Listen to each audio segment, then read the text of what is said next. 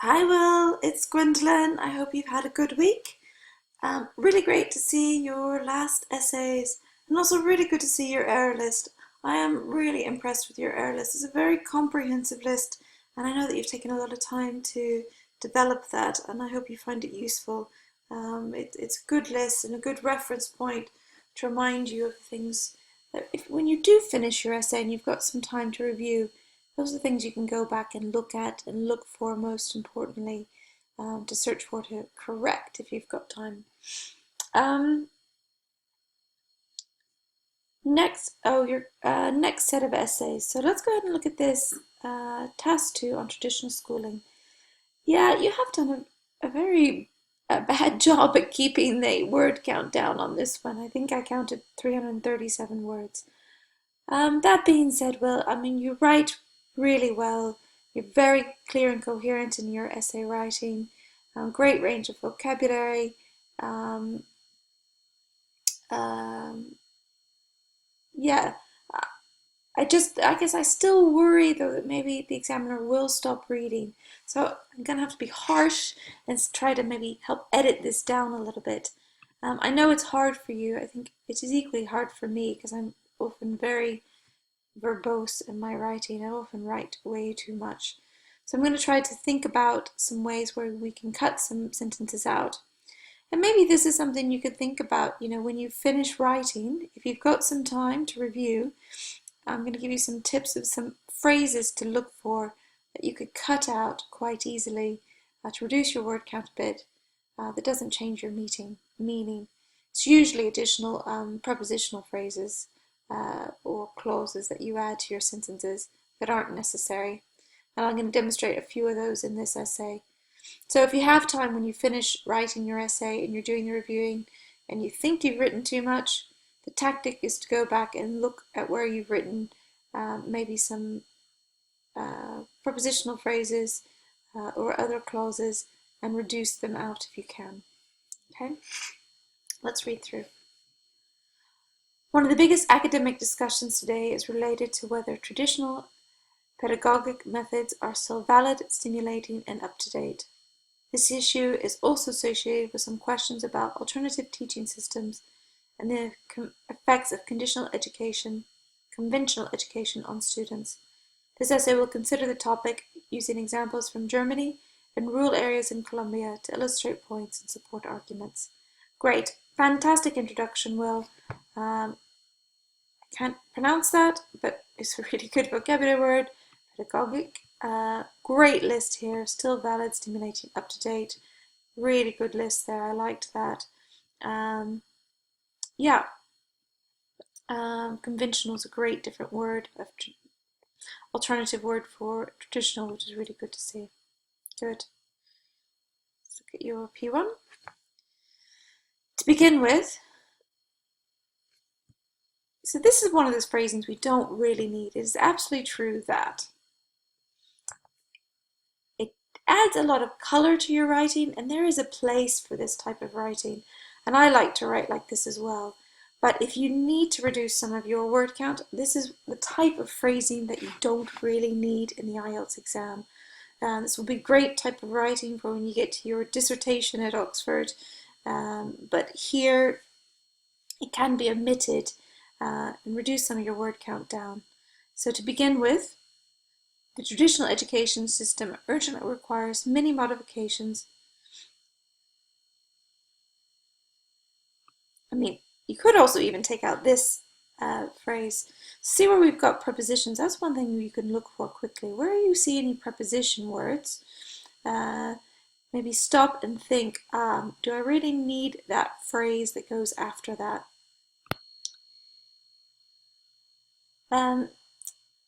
Yeah, so just have a think about where you use prepositional phrases and think about whether they're necessary.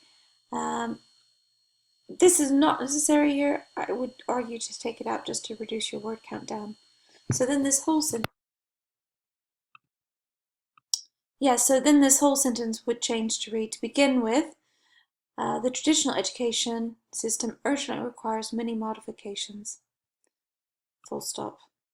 Nowadays, there are many other ways to implement learning processes, comma, such as personalized education, constructivism, and the Piaget model. In fact, a recent study conducted by Heidelberg University, and here's another prepositional phrase. Don't really need to include that. We could take that out. It's not really relevant to the task response here or your overall message that you're trying to get across, so we could take that out. So in fact, a recent study conducted by Heidelberg University reveals the increasing importance of modern teaching models. According to the research, more than 75% of students, and again, because we've taken that out, we can remove this. And I know maybe you're trying to increase your word count, but or your lexical resource score, but you show off your lexical resource score enough in other areas. You don't need to include words like metropolises.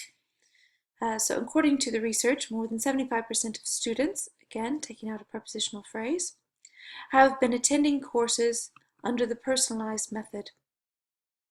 In contrast, 25% are being educated in traditional schools. Therefore, I think this is implied. We know that by law of statistics or percentages, by law of percentages, that the other 25% are being educated in traditional schools. So again, we could take that out. It's not necessary. Therefore, new models of teaching are not only available, comma, but actually functioning and giving excellent results. Good. On the other hand, although traditional education is deficient and old-fashioned, I do not believe that it is harmful. There is no doubt it is inefficient and it shows an enormous lack of effectiveness, comma, but to say that it hurts children is just an exaggeration. Poor children in peripheral areas in Colombia, for instance, do not have many options to receive good quality formation. I'm not sure about the word formation there. Good quality, instruction maybe would be good. Different word from education, good quality instruction. Most of them, no comma needed there, most of them study in public schools where the traditional model is the only one provided. Although these children do not get the best academic results compared to those who study in private modern establishments, they usually obtain useful competencies, look at the spelling of that, and ethical value. Consequently, I do not think the standard approach causes damage. Good. Yeah, good job there. I think I wanted to go back and mention that, some great vocabulary in here with constructivism, exaggeration, peripheral areas, effectiveness. Yeah, I'm not worried about your lexical resource score at all. So that's okay. To conclude, from the examples of German schools and rural areas in Colombia, I believe that there are different models of education that can be adopted to replace the traditional one, even though this is not entirely bad.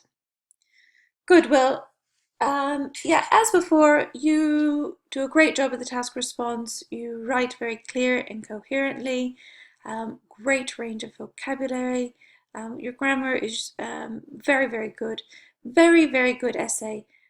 What I would challenge you to do is, is this word count is the issue, and where you have the issue is adding all these prepositional phrases in there. So think about it. When you're writing and you start to put in a prepositional phrase, maybe you go back into your grammar. I sit here with my Oxford University Press grammar and punctuation book and looked under preposition. Go in and maybe look at prepositions and have a refresh of what all the prepositions are. And if you're starting to write and you're starting to use a word like about, along, in, of, near, beyond, through, under, towards, since, any of those prepositions, and you're starting to write something with a prepositional phrase, starting with a preposition, stop and think, do I need this? Does this add essential information to the essay that is necessary to answer the task response? If it is not essential for the essay and for the information you're trying to get across for the task response, leave it out. And that's the only way you're going to be able to reduce that word count. And I'll just remind you of this example. In 3 German cities, prepositional phrase. It does not matter at all to this essay where this study, which German cities this study was done in. Not important. Which by taking that out, you can then also remove that prepositional phrase. Okay? It's my task for you, Will. Okay? Work on it. Let's go ahead and look at your task 1. Okay, well, I can see that you maybe struggled with this particular example because there weren't any percentages on the charts. And that reflected in your writing here because you didn't use any percentages in your writing. You just used other phrases, which is good, but you could still use percentages here. So let's think about the pie charts as a clock. I like to think of a clock. So do you remember when you're talking about clocks in the English language, you know, this was the 12 o'clock hand and the 6 o'clock hand, and 3 o'clock hand, and the 9 o'clock hand. When the hand gets to the 3, it is 15 minutes past the hour, which also in a pie chart is equivalent to 15%. So if the pie chart went and across to the 3, that represents 15%. Likewise, in a clock, when the hand gets to the 6, that represents 30 minutes past the hour. Same in a pie chart, 30 minutes, 30%. I'm wrong, 50%. Where was I going with this? God knows. Yeah, it's too early here, Will. Trying to teach really early in the morning. So yeah, not 30%, but when the arrow is half past the hour, it is half of the hour is gone. So 50%, and same in the pie chart, so 50%. And then here, again, when the arrow gets here to the 9, you can say that 3/4 of the hour is gone. So 3/4, or 75%. Yeah.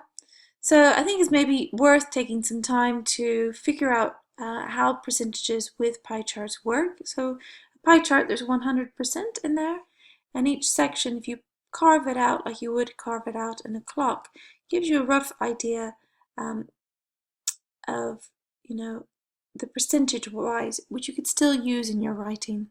I'll try to give you some examples to make that more clear, not being very clear this morning. I apologize about that. The other thing that I wanted to say before we get into looking at it is you started off really well.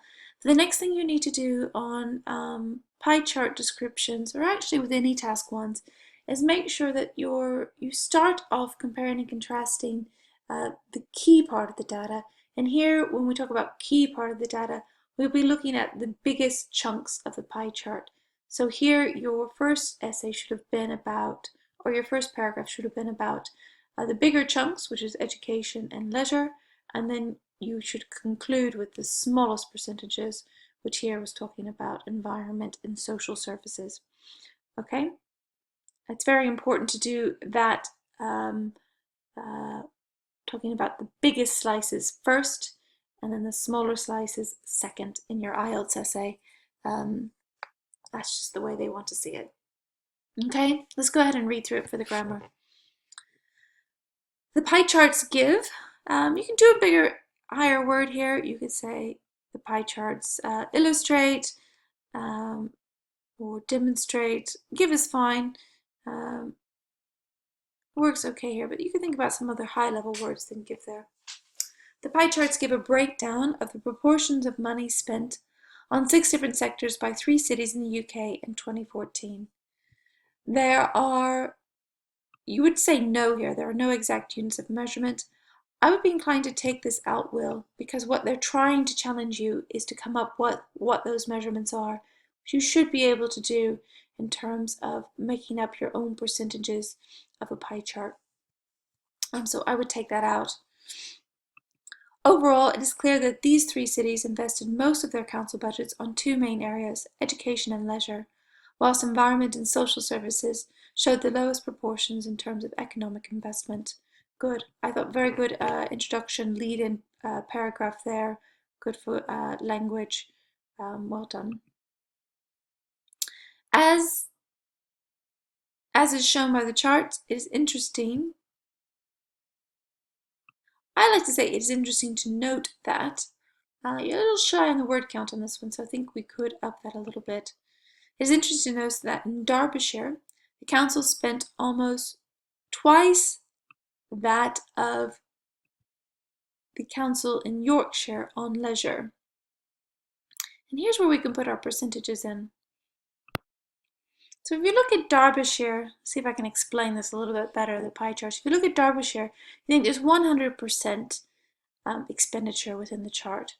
The blue section here would represent 1/4, so that's 25%. So you can see that when the pie chart looks like that, here, where the dark blue with education in Derbyshire is like that, that's 1/4 of the expenditure. If it was half, that would be 50%. If it went all the way to there, that would be 3/4, which is 75%, and then all the way is 100%. So we can see here that the Derbyshire spent on environment is roughly 12.5%. It looks like it's about half of a quarter, so that would be 12.5%.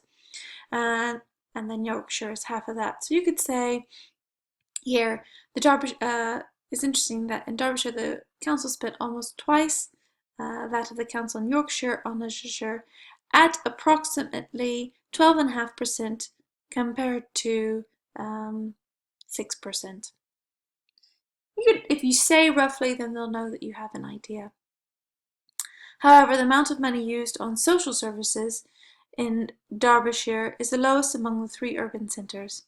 Yeah, I think that's so minute that that is fine there. On the other hand, the figures for education and the sector labelled as other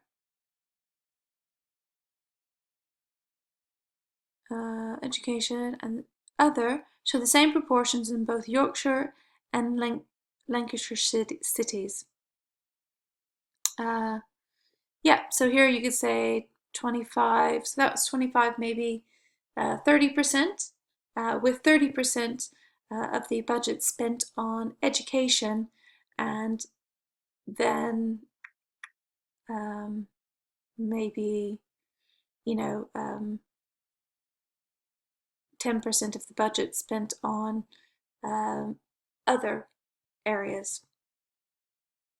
In contrast, Derbyshire spent almost a third less on education and just a little bit more on the other items. Yeah, you're really short on the word count here. I think maybe some sort of conclusion would be great to see here. Overall, it can be seen that there were relatively the same amount of expenditure on the three areas, although they differed slightly. Okay, well, yeah, I can see you struggle with this a little bit on this one, and I think you probably could have done a better job on comparing and contrasting the data here, looking at the key information first, and then the lesser information last. What I'd like you to do is I want to go ahead and correct these errors, or correct these essays with the suggestions given. Go ahead and add any mistakes to your error list. And I really want to make sure that you've got some extra practice on these task ones, and I really want you to work on reducing out those prepositional phrases. So what I want to offer you, Will, is 2 more essay checks for free, and I want to do that just to make sure you can work on those 2 things, because I don't feel 100% confident with you on those 2 things. I want to make sure you get that 7.0 when you take your test next week. Okay, so I'm going to send you 2 more essays to write, so go ahead and get those back to me with your error list and your corrected essays. All right, have a fantastic weekend wherever you are. Bye for now.